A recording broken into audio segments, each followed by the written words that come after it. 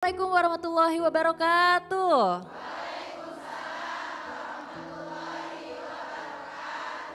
Alhamdulillah senang sekali saya Zizi Syahah hadir menemani Anda dalam acara kajian hati. Bunda, sehat semuanya? Alhamdulillah kita juga berkumpul di Masjid As-Sofia di Bogor dan Masya Allah seperti biasa ada Ustadz Hilman di sini. Assalamualaikum Ustadz. Waalaikumsalam warahmatullahi wabarakatuh. Masya Allah seger banget kita oren-oren ini ya. Gitu. Dan gimana pemirsa kabarnya di rumah? Semoga semuanya sehat insya Allah ya. Dan hari ini tema kita adalah ketika dunia terasa gelap, ku ingin hadirmu untuk mendekap. Masya Allah, seperti biasa kita akan mendengarkan kajian dari Ustadz. Akan ada pertanyaan dari Bunda di sini, doa bersama dan juga muhasabah. Sekarang kita kasih waktunya untuk Ustadz memberikan kajian untuk kita semua. Silakan Ustadz. Bismillahirrahmanirrahim. Assalamualaikum warahmatullahi wabarakatuh.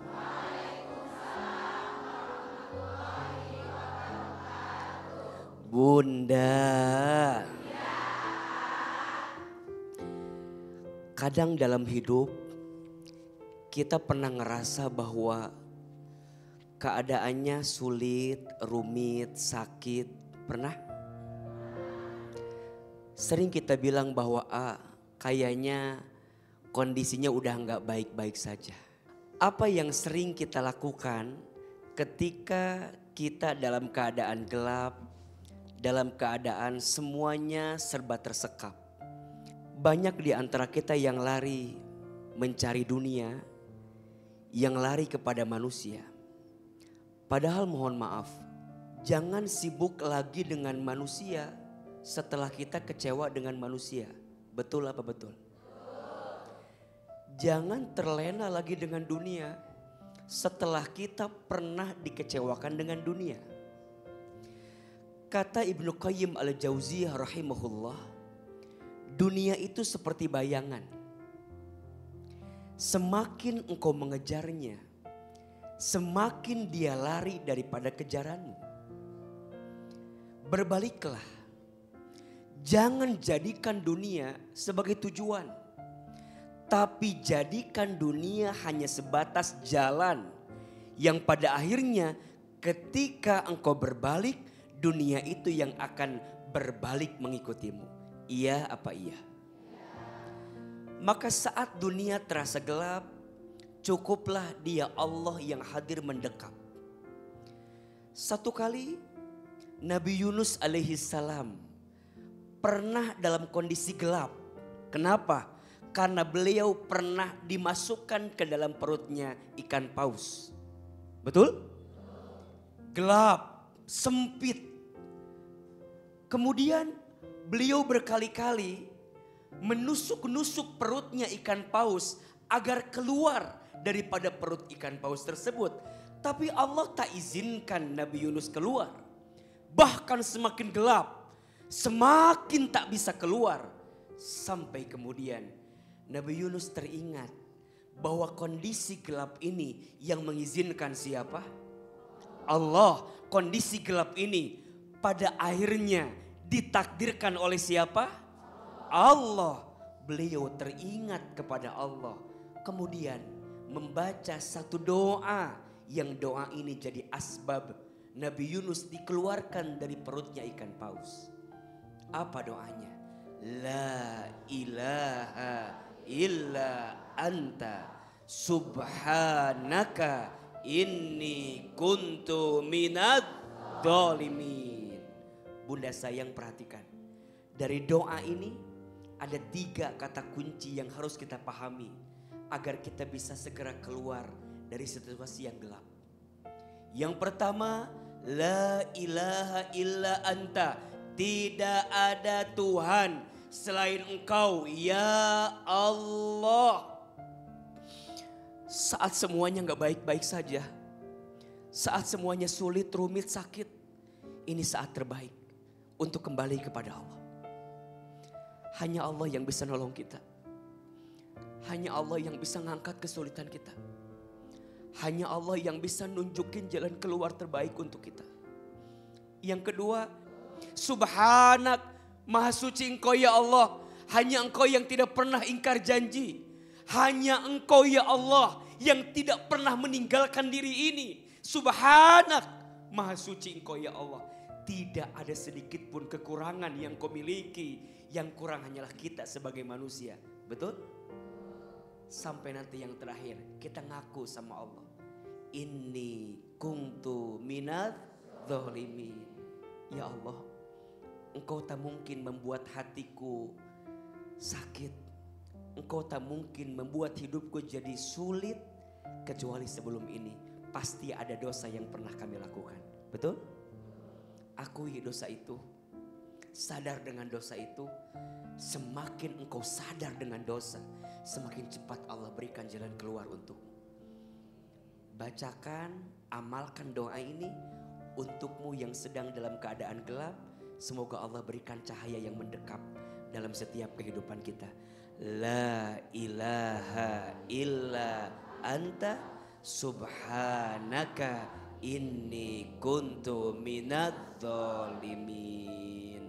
Mudah-mudahan Allah Subhanahu wa taala memberikan cahaya setelah keadaan gelap yang hadir dalam kehidupan kita. Amin ya rabbal alamin.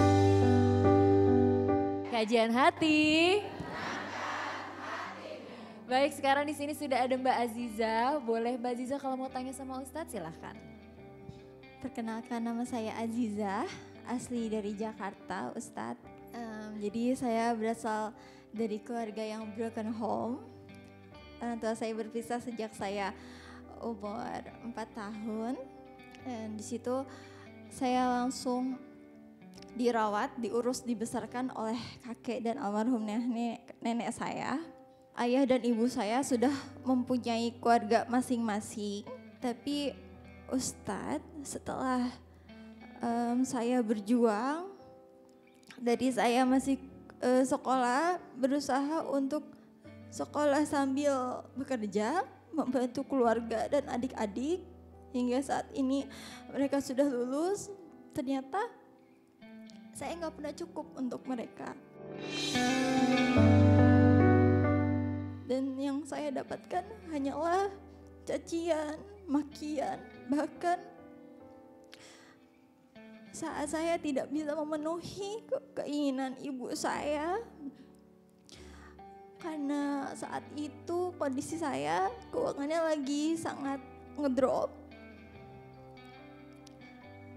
Diucaplah saya adalah anak durhaka.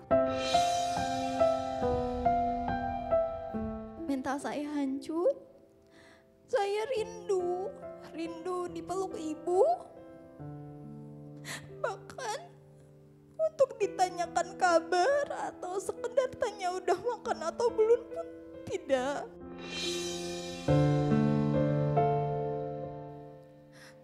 Saya nggak tahu Ustadz salah saya di mana dan kurang saya jadi anak bagaimana, tapi saya akan terus berusaha semampu saya menjadi anak dan juga kakak,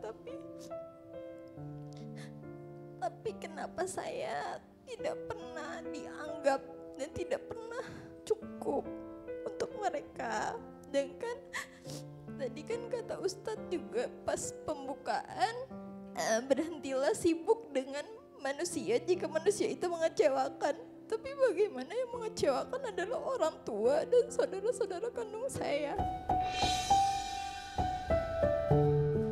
Satu-satunya alasan saya untuk tidak mengakhiri hidup itu karena saya melihat kakek saya masih harus saya bahagiakan. Karena berkat dia, saya bisa seperti ini sampai saat ini. Tapi setiap saya melakukan apa yang saya ingin lakukan, apa yang saya berikan kepada kakek saya, ibu saya tidak suka. Sehingga saya serba salah. Satu posisi kakek saya adalah orang tua yang membesarkan saya. Yang harus saya bahagiakan. Sekarang bingung. Bahkan saya sampai seumur segini aja saya nggak punya tabungan, Ustadz. Saya pun nggak tahu saya mau ke arah mana. Dan apakah anak seperti saya nggak bisa mendapatkan doa ibu lagi, Ustadz? Karena saya iri ngeliat teman-teman saya masih dapat doa dari ibu. Sedangkan saya nggak tahu dapat doa dari mana. Karena mama saya, almarhum nenek saya panggil mama, dan biasa mendoakan saya sebelum saya berangkat kemana-mana. Itu pasti beliau. Sedangkan saya tidak satu rumah sama ibu saya sejak kecil. Saya nggak tahu Ustadz mau minta doa dari ibu yang mana. Dan saya pun udah lost kontak lama dari ayah saya. Nggak pernah dapat nafkah sampai saat ini sebesar ini. Apakah saya salah juga masih terus kecewa dan marah sama ayah saya, Ustaz? Pertanyaannya itu, apakah saya bisa mendapatkan kebahagiaan dan dapatkan doa dari ibu? Terus apakah saya salah masih memendam rasa kecewa, marah sama ayah saya? Dan kenapa atas semua yang perjuangan yang saya lakukan sama ini, saya terima hanya cacian dan makian. Sampai saya hidup merasa saya sendirian.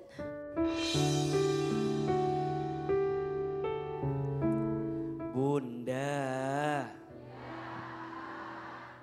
kebaikan seorang anak kepada orang tua itu disebut dengan ihsan.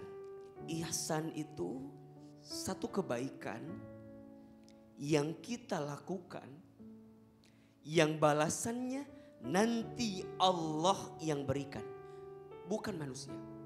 Jadi kalau kita sebagai seorang anak berbuat baik kepada orang tua, jangan mengharap balasan kebaikan dari orang tua. Karena pasti kebaikannya akan dibalas oleh siapa? Allah. Begitu sebaliknya, bunda jadi orang tua, membesarkan anak, mendidik anak, bertanggung jawab kepada anak. Jangan mengharapkan balasan dari anak. Karena yang akan membalas siapa? Allah. Maka Mbak Aziza, jangan khawatir dengan semua kebaikan yang Mbak Aziza lakukan. Ketika ibu bilang dasar anak durhaka, enggak. Jangan khawatir. Dan yang paling tahu tentang semua ini siapa? Allah. Mohon maaf, setiap orang tua jangan sampai menggunakan posisimu untuk menghancurkan anakmu. Jangan sampai kita merasa kan ridhonya Allah tergantung ridho orang tua. Terus orang tua bisa semena-mena sama anaknya? Gak bisa. Doa orang tua itu dikabulkan kalau orang tuanya soleh, baik sama anak, sayang sama anak, tanggung jawab sama anak. Ya ini gimana? Kita mengatasnamakan orang tua tapi gak soleh, gak baik. Ya doa yang mana yang mau Allah kabulkan? Betul apa betul? Jadi ayolah berdamai dengan semua keadaan. Kalaupun doa orang tuamu sudah tak ada lagi, kamu masih punya doa dirimu sendiri kepada Allah. Bukankah doa orang terzolimi dikabulkan? Betul? Bukankah salah satu doa yang dikabulkan adalah doanya orang yang terzolimi, yang disakiti? Da'watul mazlum, doanya orang yang terzolimi. Maka gunakan kesempatan doa itu untuk kita meminta kepada Allah Subhanahu wa taala. Bila berbenah semua, kita jadi anak, belajar jadi anak yang berbakti sama orang tua, dan orang tua juga belajar ya. Jadi orang tua yang terus berbuat baik sama anak, agar setiap doa-doanya saling menyatukan kebaikan. Dan insya Allah, Allah jaga dalam kebaikannya. Amin ya Rabbal, Amin ya Rabbal Alamin. Dari kecil jauh dari ibu, terus udah besar dianggap durhaka. Jadi kayak aku ngapain hidup lama-lama kalau ujung-ujungnya nggak dapet surga juga gitu kan. Itu yang paling berat mungkin kalau diucapin durhaka tuh kayak gitu. Sekali-sekali coba buka matanya, apa sih artinya aku gitu, artinya aku sebagai anak ibu, berharga nggak sih aku gitu, pantas nggak sih aku tetap jadi anak ibu kalau aku udah lelah dan saat itu udah nggak ada babe kakekku, mungkin aku nggak bisa janji aku masih ada di dunia ini gitu. Karena yang aku punya sekarang mungkin cuma kakek aku aja bapak pihakku itu.